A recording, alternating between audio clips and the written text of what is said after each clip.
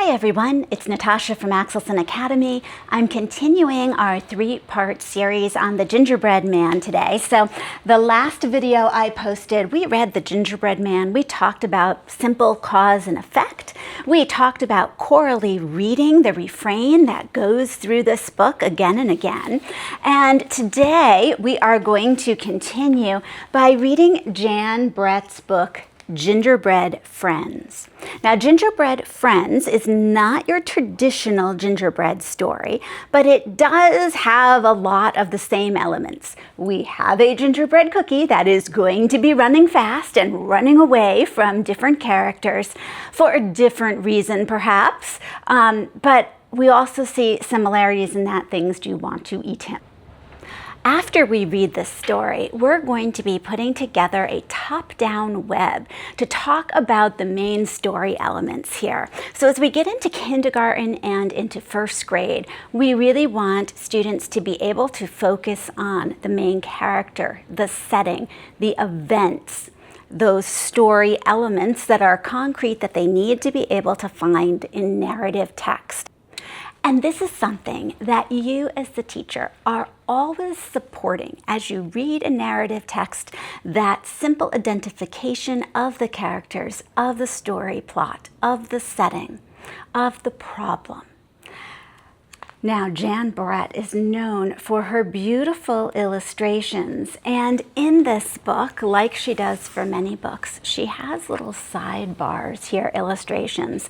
And actually, in the sidebars, embedded in the story, she has her recipe of gingerbread. So it says a 1/4 teaspoon salt, a 1/2 cup molasses, 3/4 cup brown sugar, and then you turn the page and you get some more ingredients. And actually, this is a fabulous recipe. So one of the things that you can go back with a repeated reading and look for that as an additional part. You could even link it to math with the measurements that are here. So there's a lot to be thinking about as you begin reading this, but I would definitely let your kids know that you are going to be thinking, who are the characters? Where is this story taking place? What clues do we have for that? What happens here? And we will make that top-down web together. The sassy gingerbread baby lived in a scrumptious gingerbread house in the bedroom of a boy named Matty. He was happy with the toys and treats that Matty had made for him. Still, something was missing. One day he watched Matty go off with his friends to ski and skate, and he knew what it was. I'm the gingerbread baby, happy as can be, until Matty goes out, then it's lonely here for me. I want a friend of my own, the gingerbread baby thought. The next morning, Matty stayed home, but he was too busy in the kitchen to play, so the gingerbread baby slipped out and headed for the village to look for a friend. The gingerbread baby walked along the lane. He came to a bakery and saw a man and a woman just his size in the window. Maybe they would like to be my friends, he thought. Inside, the gingerbread baby popped up in front of them and sang, I'm the gingerbread baby, peppy as can be. I'll be friends with you if you'll be friends with me. But the man and the woman just stared straight ahead like statues, eyes wide open. The gingerbread baby saw a sugar cookie girl nearby. He cartwheeled across the marshmallow snow, singing, I'm the gingerbread baby, gallant as can be. I'll be friends with you if you'll be friends with me. But she didn't look at him, and she didn't say a word. I always stop here in the book because there is a great vocabulary word. And this is your opportunity to always jump into a story. If you see something that's worth expanding on or pausing, you can do that. And that is the word gallant. I am the gingerbread baby, gallant as can be. So what does that mean if the gingerbread baby is gallant? And If it's an older student or even many of our younger students, I have them Google that very quickly. Gallant comes up with the meaning of being very brave. A king or a knight might be very gallant, going to save people. And so how is our gingerbread baby being gallant here? How is he brave? And we have that discussion before we go on. Next, the gingerbread baby spotted 7 white swans swimming on a sugar frosting sea. He leaped toward them and called out in excitement, "I'm the gingerbread baby, clever as can be. I'll be friends with you if you'll be friends with me." But the elegant swans didn't even honk a hello. They stayed exactly as they were, stiff and still. The gingerbread baby turned and gazed up at a cake as tall as a mountain with icy ledges and a man and a woman dancing on the top, petticoats and coattails flying. "I'm the gingerbread baby, plucky as can be. I'll be friends with you if you'll be friends with me." But when he reached the top, he saw that they weren't dancing at all. They were as still as stone. The gingerbread baby was about to give up when he saw a door just his size. "I'll go in there and think about what to do next," he thought. He slid down the cake and ran inside. Scritchy, scratchy. The gingerbread baby woke up and found himself face to face with a real live mama mouse nibbling on his marshmallow pom-pom. "Oh no," he thought, "home is the place for me." And he ran out of the bakery with the mouse, the cat, the baker, and his wife not far behind him. As the gingerbread baby raced home on his rooster, the unfriendly creatures chasing him were joined by a red fox.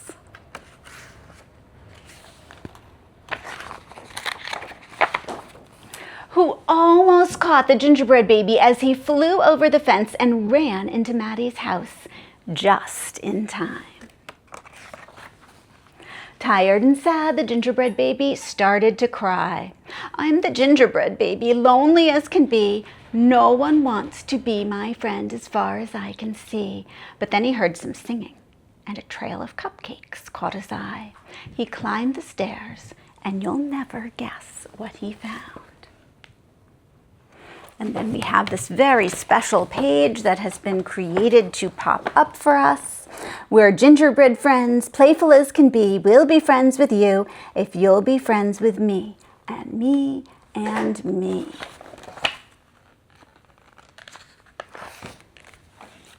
And on the last page, there he is with all his friends sledding, and it says, "We."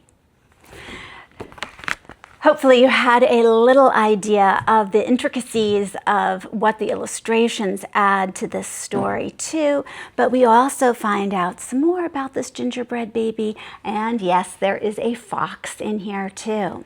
Once again, we could track cause and effect as we go through this. So he's lonely, so he goes to look for a friend. What does that set in effect for the rest of this book?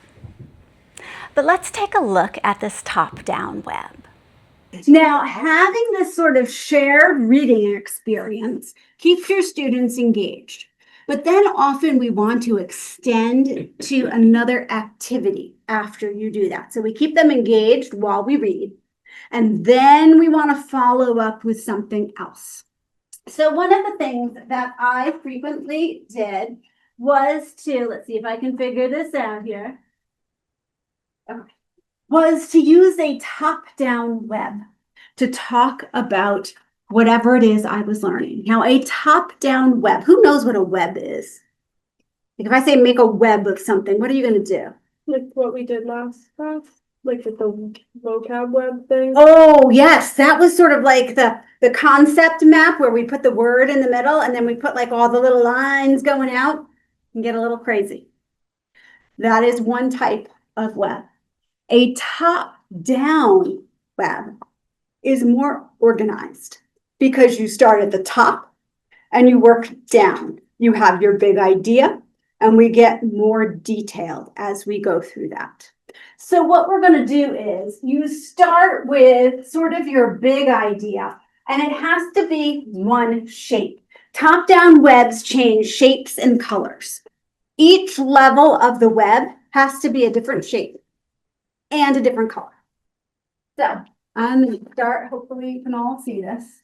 Because we're talking about this book, I just made a copy of the cover. It works well for me. This is sort of going to be our main idea. This is the book we're talking about. And then you have another layer underneath that. And this can be, label it up here, top down. Okay. This can be anything that you feel is going to be important for your students to learn. Sometimes it could be all about different characters. It could be, if you were doing nonfiction, maybe a different animal for each thing. But I chose some important parts of our story here. So I'm going to put these up here. I have, let's see who this is about. I have what happened. I have where it took place and when. Now, because I'm not allowed to write on this board, I'm not going to write on it, but a top-down web connects your shapes. So I would draw a line to each of these, okay? They are all the same shape and color. That means they're all the same level of importance. If you have phones out, would you make sure they're not loud? Go ahead, question. Isn't this just like a top-down word, just like the gist form? The who, what, where, when? Could be, but it doesn't have to be who, what, when, and where. Okay. You could do, I'm going to show you some other examples too, but it does work very nicely with the gist form. So you have your next layer. Here's our main idea. Here are the parts of it that we're going to look at. And now underneath, we're going to drop down details. So I need you to take out your dry erase markers from your bags, please. I'm gonna try that. Dry erase markers. I'm just gonna spin it. Yes. Grab them next door if you need to. Now, I find that you can get all sorts of cutout shapes at the teacher store. You can cut out your own shapes. So remember, each layer is a different shape. It should also be a different color. So my Christmas tree is a different shape, but it's not a different color. So it works very nicely, but I'm going to choose to use snowflakes instead here. But you don't have to do fancy shapes. It could be circles, whatever works well for you. I'm going to give you a snowflake here. And because these are laminated, you can write on them in your dry erase marker, and you are going to put details that go underneath this. Now, you can put more than one detail. So who is this story about? Well, there really is only one character. So one person will be in charge of that. What happened? You might have a couple things. Where did it take place? We don't know exactly, but maybe you'll have a few things that you noticed about where it takes place. And when do you think it takes place? This could be the season. This could be anything that gives you an idea of what that time sequence is. It doesn't say it happened in 1965. So you're not really going to know. Questions on what you're doing? Okay. Okay, so now let's take a look. And if this was on the whiteboard in my classroom, I would draw a little line to connect these. Notice that these are the same shape and color. This one is lower down. That does not mean it's less important. If they are the same color and shape, they're of the same importance. So that's how I know that this one is not. If I had changed to a different shape and color, because it is a top-down web, then it would be more detailed, less important. Okay, so let's take a look. Who? The gingerbread baby. Thumbs up if you agree. Okay. What? Got left behind home and was sad about it, went searching for a friend. Yeah, that's kind of like their problem, what they were doing. where they went to a bakery, they had snowy old country in a rural area. Do we need to add anything there? That pretty much covers it, but we could, if we were like really into it, what else could we add? We could add the house. Yep, it also took place at the house. What else? The mountains. The town, in a town, definitely. In the mountains. So I might even in the mouse house. And when in the winter, we definitely know it's winter. Other than that, we don't know too much about when. Was there anything really Christmassy in here? No, there wasn't. So it's so interesting. I think of this as a Christmas story, but it's not really. It's really just a winter story, which means it's nice because it's very applicable to any time in the winter, and you can use this throughout your teaching time. Okay, so here is our top-down web. Now, some of you said this works really well with the gist too. Real quick, here is a top-down web. I'm going to give you a copy of this so that you can add it to your materials. Yes, the story element, which is part of your Common Core. So our kindergarten students, our first grade students, they're working on story elements. And then I would say if you're getting into first and second grade, especially, I would probably have them take this and say, okay, now let's look up here. Let me show everybody online. There we go. Let's look up here. And you're going to fill in one circle here with one of our snowflake ideas. You're giving them the support by having it up on the board and by only having them write one down here isn't too overwhelming. So you could add lines in your circles. You could have made these snowflakes so that they match exactly. That would have been fine. But it's nice to have them do that piece because then you also, for students that are more advanced, perhaps you're going to have them do more than one drop-down shape. So you can have that. The other thing is maybe you do one together as a class. And then you say, okay, there's more things. Let's all write down the one we did as a class. Now you're going to come up with the next laying down. So you really get to scaffold this to the individual needs of your class and the grade level, and whether they're writing or whether you want to lead it or not. The other thing that I find very nice for this is if you don't have that many students, you can, at a teacher's store or online, get little tiny, I don't think I have any with me. They're little calendar shapes, and they come in all different ones. You could have them make their own at their table or on the floor. And they love organizing it that way. If I do it that way, and you're going to see on the one that they fill in here, I have the lines that connect the shapes. I often give them little pieces of yarn, and they can put the yarn down and connect it there, and that works really well. Okay, let's go back to, I want you to take your notebooks out. So if you were to fill this in, say you're with little people that do not particularly write that much, you would use this kindergarten form here, and you're going to be looking at the who. So you would tell your students to draw a picture or write or both of who this is about. And we already identified the gingerbread boy, so maybe they're going to draw a picture. And remember, we use a lot of the jot talk that Professor O said in kindergarten was really important. Just not full sentences, just a couple words if they're writing, keeping it short. What did the gingerbread boy do? If I were to have to draw a picture here of what he did, what do you think he'd do? Yeah. I would, maybe if you can remember the pictures in the book, like I would draw the gingerbread man or the gingerbread baby. Yep. On that chair sleigh, like going out in town and like draw that. Okay, yeah. Maybe the mountains in the back really quick, and there he is with the sleigh. Yeah. Or riding the rooster. Or have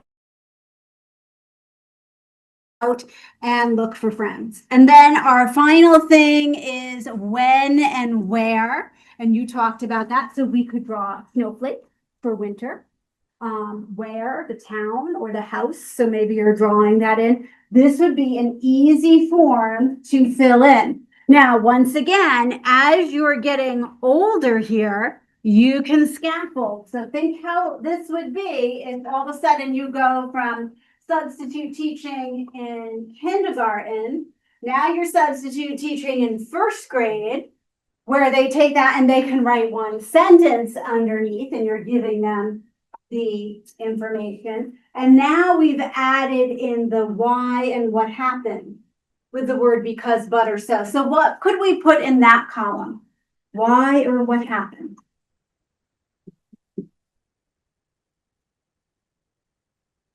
Megan?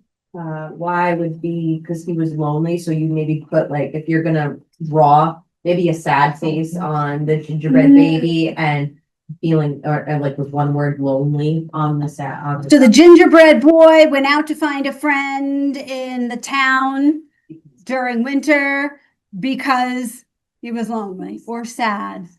Or because he didn't have a friend to play with him right there. And then we have the more advanced lines underneath to write that in. So you have now scaffolded this lesson for a number of different grade levels, which I love. When you take a moment and in your notebook, I want you to write 3 sentences of something you want to remember about this lesson. Thank you so much for joining me, and I'll see you in the next video.